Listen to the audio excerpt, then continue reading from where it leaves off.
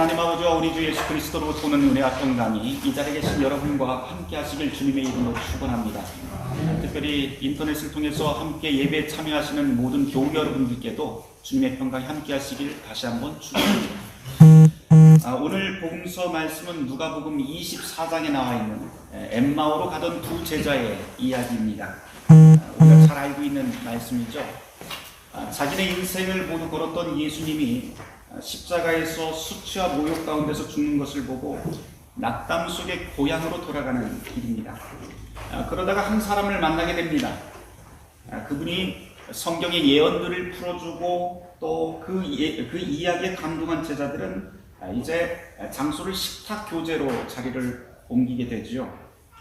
놀라운 장면은 오늘 복음서 말씀에서 누가복음 24장 30절에서부터 31절 말씀인 것 같은데요.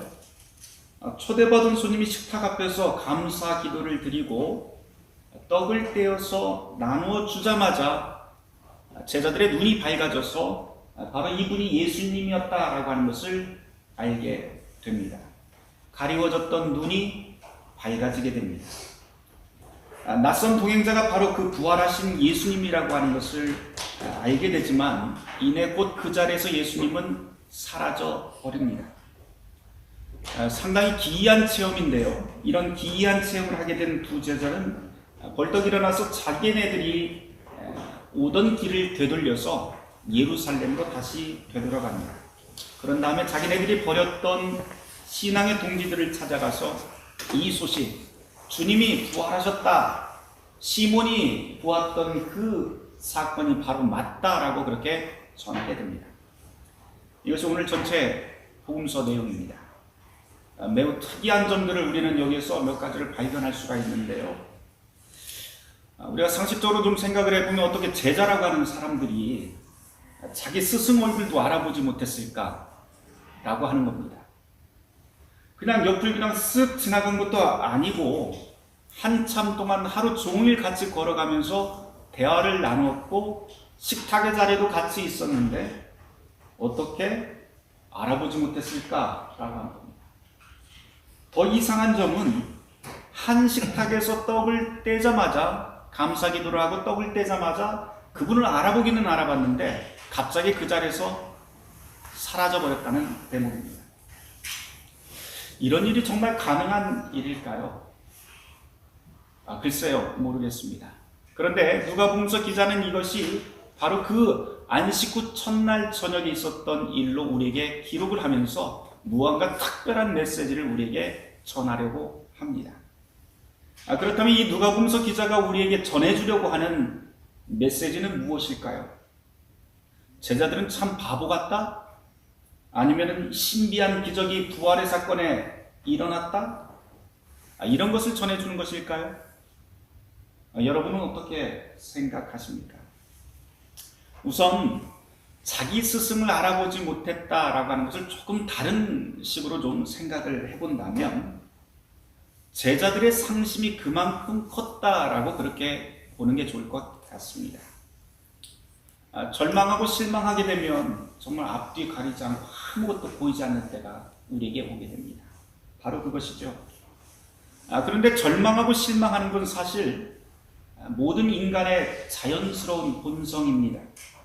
아무리 위대한 신앙인이라 할지라도, 신앙이 아무리 굳건하다 할지라도 절망하지 않는 사람은 아무도 없습니다.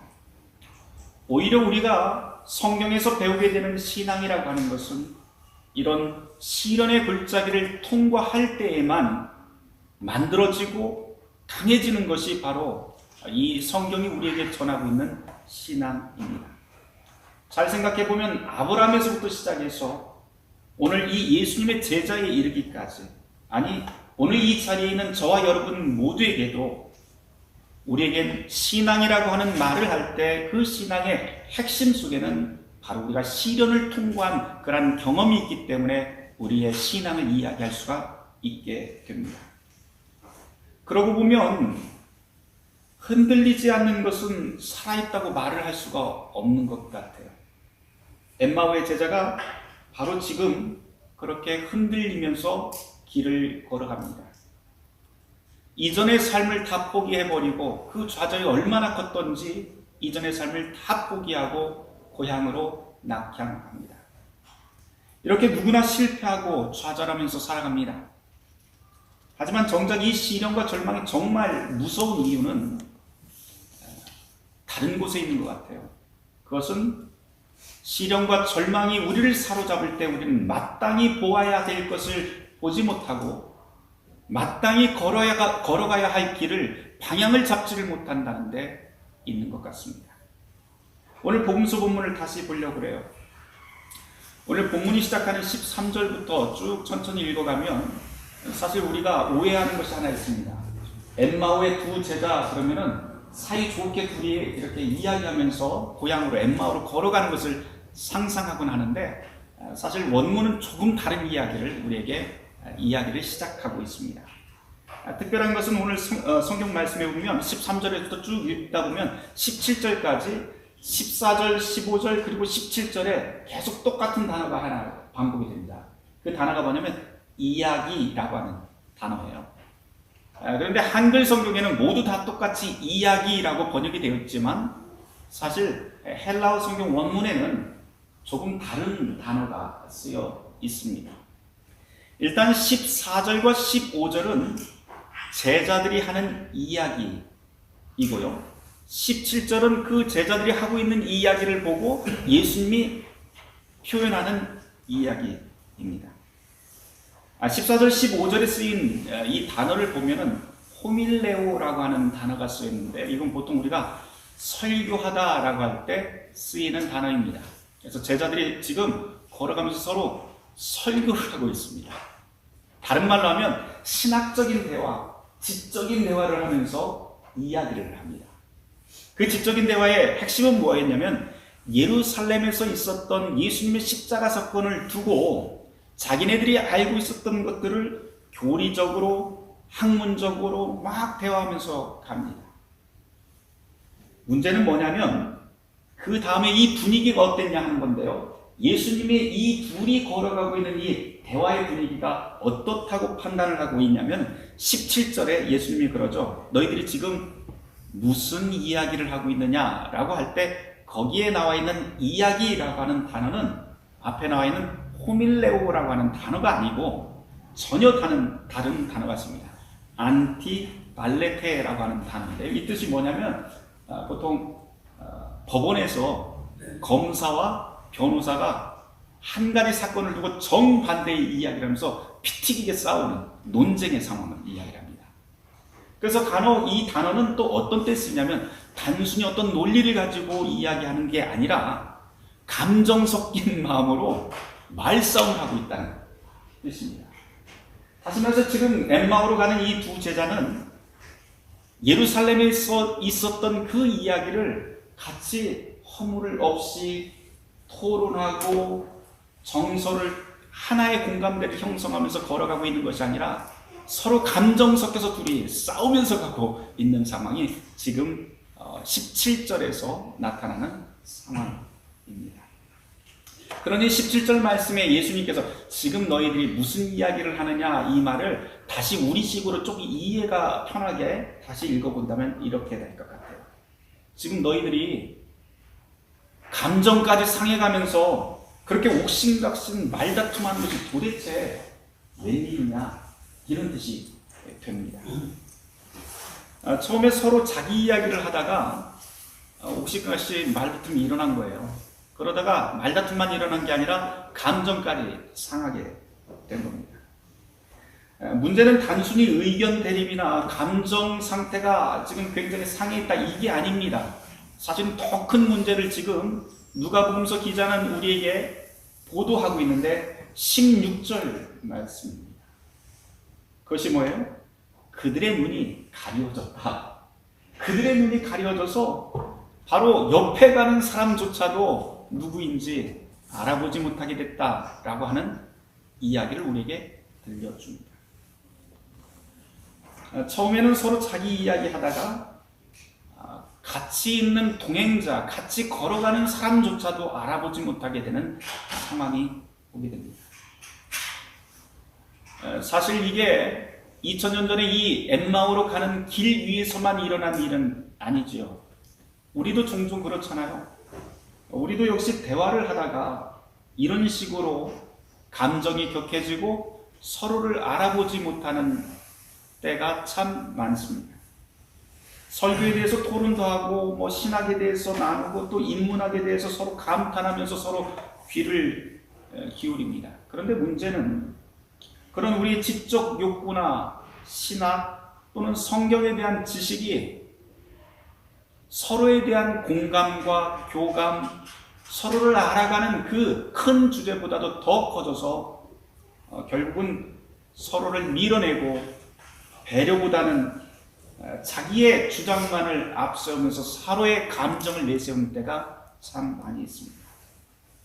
그런 대화 속에서 우리는 서로에 대한 진실한 관심을 잃어버리게 됩니다.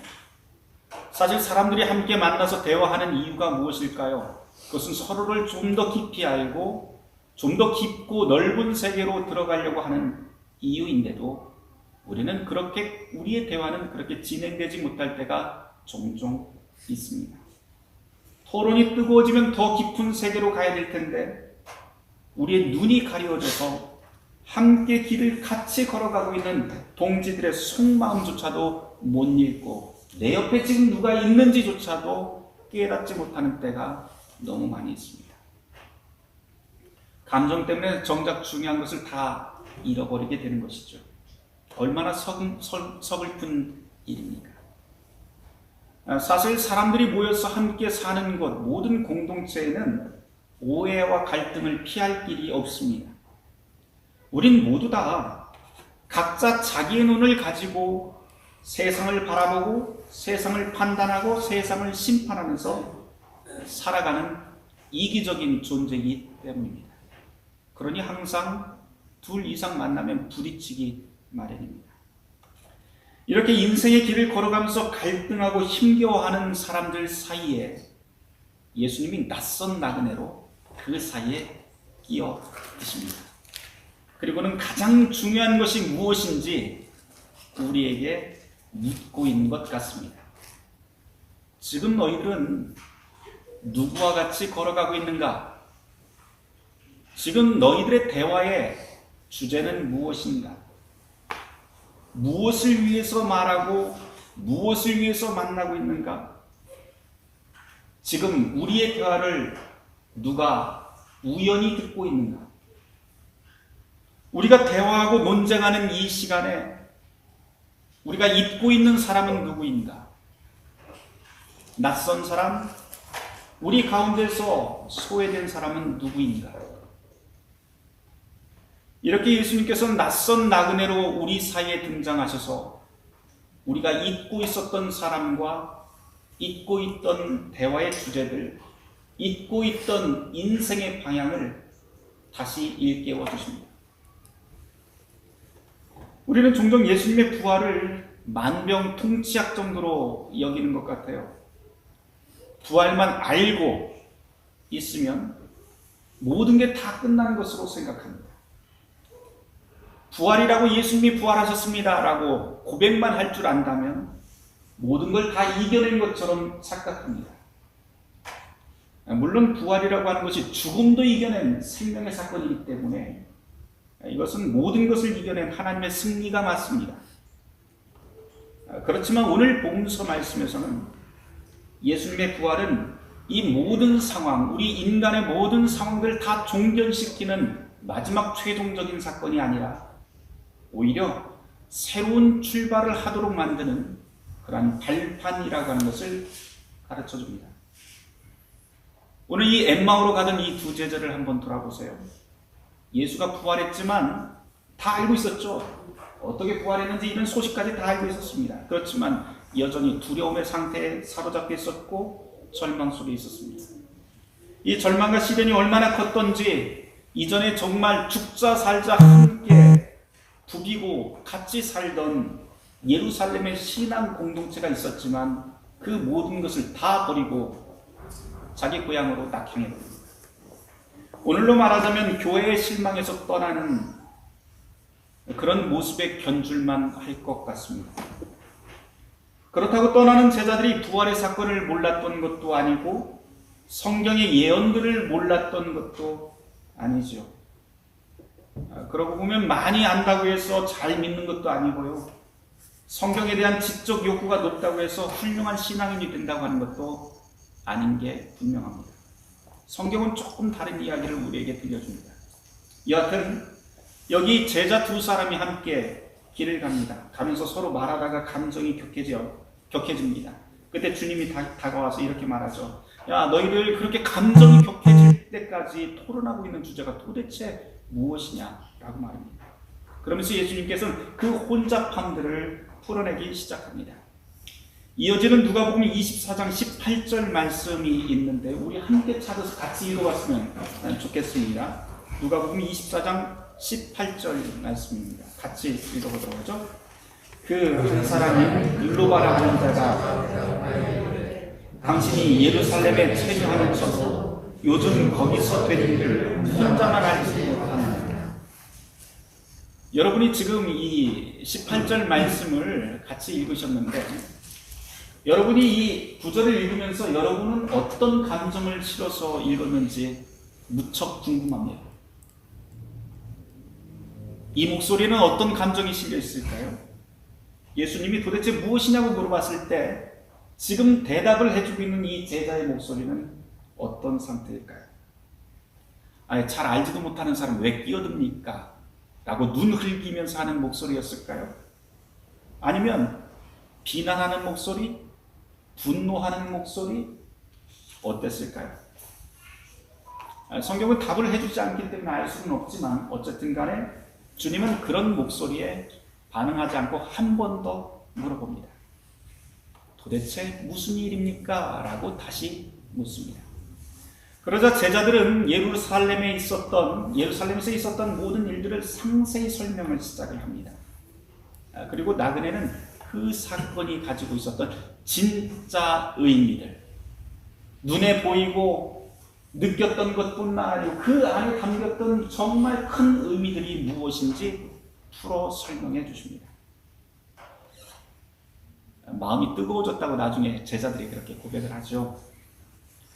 그러고 보면 부활하신 그리스도는 지금 엠마오 제자들이 길을 갈 때 낯선 나그네로 등장을 하지만 인생의 동반자다, 낯선 나그네인 그리스도가 바로 우리의 인생의 동반자다라고 하는 역설이 이 안에 숨겨져 있습니다. 예루살렘에서 실망한 제자들이 새 인생을 찾으려고 가던 길에서 그들은 예수를 만나 함께 그 길을 걸어갑니다. 그런데 결과는 새 인생을 향해서 걸어가던 길은 엠마오로 향해서 가던 길이 아니라 바로 길 위에서 만났던 그 낯선 사람, 바로 예수가 바로 자기 인생의 길이라고 하는 것을 깨닫게 됩니다. 성경이 우리에게 말하고 있는 것이 이것이죠. 여러분들 잘 아시는 성경 구절 있죠. 내가 곧 길이요 진리요 생명이다 라고 하신 주님의 그 선언 그대로입니다. 오늘 복음서 말씀은 이제 우리를 이 길 위에서 우리가 항상 나누고 있는 식탁의 자리로 장면을 옮겨놓습니다. 나그네를 붙잡아 세운 건 제자들이었죠. 마음이 막 뜨거워지니까 그냥 놔둔 게 아니고 예수님한테 우리 조금 더 이야기 좀 합시다. 그러면서 예수님을 잡아서 여관으로 들어가게 됩니다. 그런데 성경을 자세히 읽어보면 나그네였던 이분이 손님이었지만 역할이 바뀌게 됩니다. 제자들이 환대하고 초대했던 손님이에요. 그러니까 제자들이 원래는 주인이고 예수님은 낯선 나그네 손님인데 역할이 바뀌어서 손님이 주인이 되고 주인이 손님이 되어버립니다. 환대해 주었던 그 나그네가 이제 복을 주는 주인으로 바뀌게 됩니다. 그래서 우리가 환대하는 나그네가 곧 우리에게 복을 주는 주인이 될 수 있다라고 하는 것을 또 볼 수 있습니다. 어쨌든 그러고 보면 오늘 말씀 속에서 보면 부활의 주님은 우리가 단순히 예수님을 안다고 하는 것은, 신앙이라고 하는 것은 단순히 부활의 주님을 머릿속으로 알고 조작하고 또는 분석하고 이해하는 그러한 존재가 아니라 우리 일상의 삶 속에서 함께 식탁을 나누고 만나서 대화하고 먹고 마시는 그 가운데 만날 수 있는 분이 바로 부활하신 예수 그리스도다라고 하는 것을 보게 됩니다. 주님은 그렇게 우리가 알아채지 못하는 방식으로 우리 곁을 동행하시는 분이 바로 부활의 주님인 것이죠. 그 낯선 나그네가 이제 식탁에 빵을 올려놓고 감사기도를 하늘을 올려서 하늘로 올려드립니다. 그리고 나서 앞에 있던 빵을 떼어서 제자들에게 나눠주자 제자들이 눈이 밝아져서 주님을 알아보게 됩니다. 그 순간 예수님은 사라져버립니다.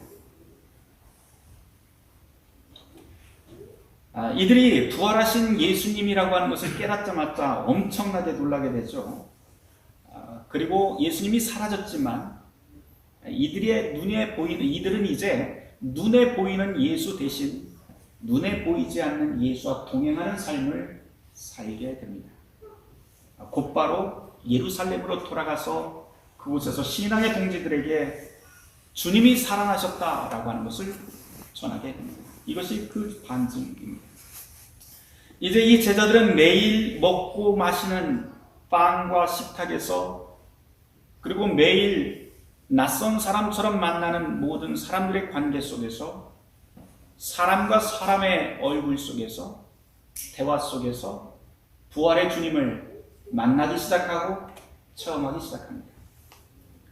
사랑하는 성도 여러분, 암울한 시기입니다. 우리는 지금 코로나로 인해서 참으로 암울한 시기를 걷고 있는데, 이 시기에 부활의 주님을 낯선 나그네로, 낯선 모습으로 만난다는 것은 무슨 뜻일까요? 오늘 이 엠마오의 두 제자의 이야기가 우리에게 그 질문을 하고 있습니다. 우리는 지금 참으로 기쁜 부활의 절기를 지나고 있는데, 기쁨으로 가득해야 될 이 시기에 우리 현실은 코로나 때문에 모든 것이 다 우울하고 암울합니다. 기독교인들에게 왜 우울하고 암울하냐고 물어보면 단순히 예배 때문이라고, 예배에 모일 수 없기 때문이라고 이야기하지 않습니다. 우리가 정말로 암울한 이야기는 교회에서 예배로 모일 수 없는 것 이외에도 여러 가지가 있는데요. 우리 주위에서 들리는 의사와 또 전문가들의 이야기를 들어보면 이제는 과거를 생각하지 마십시오 라고 그렇게 조언을 합니다. 몇 달 전 우리는 아무렇지도 않게 함께 모여서 웃고 떠들고 악수하고 껴안고 밥도 함께 나눠 먹고 그렇게 소소한 일상들을 참으로 기쁘게 지내왔는데, 전문가들의 이야기를 들어보면 이제 그것은 완전히 옛날 이야기입니다. 과거를 생각하지 마십시오 라고 말합니다. 모든 것은 이제 다 변했으니 이전 삶은, 이전에 그렇게 했던 모든 것들은 여러분 그냥 꿈꿨다고 생각하세요 라고까지 이야기합니다. 이제 꿈에서 깨서 정신 차리고 현실을 살아야 됩니다 라고 이야기를 합니다. 그것 때문에 참 침울하고 우울합니다. 앞으로 어떻게 해야 될지 모든 곳에서 다 걱정합니다. 엠마오의 제자들처럼 지금 우리들의 이야기도 그렇게 침울하고 울컥합니다. 그런 우리에게 주님은 찾아오십니다. 주님의 도움이 간절한 사랑하는 성도 여러분, 오늘의 복음을 잘 들어보십시오. 부활한 주님은 낙담하고 감정 상한 제자들 곁에서 동행하십니다. 그리고 그 소식은 바로 오늘 우리에게도 유효합니다. 낯선 방식으로 보이지 않는 주님께서 우리와 함께 하십니다. 매일 먹고 마시는 빵과 식탁에서, 그리고 매일 만나는 낯선 사람들의 얼굴과 우리가 관계하는 모든 사람들의 그 관계 속에서 부활의 주님을 만나고 체험할 수 있게 될 것입니다. 이것이 우리에게 주는 오늘의 복음입니다. 그리고 이것이 우리에게 정말로 복음이라면, 우리 일상 속에서 부활하신 주님을 만날 수 있다고 하는 그런 복음이라면, 이제 교회가 힘써야 될 일도 분명해지는 것 같습니다.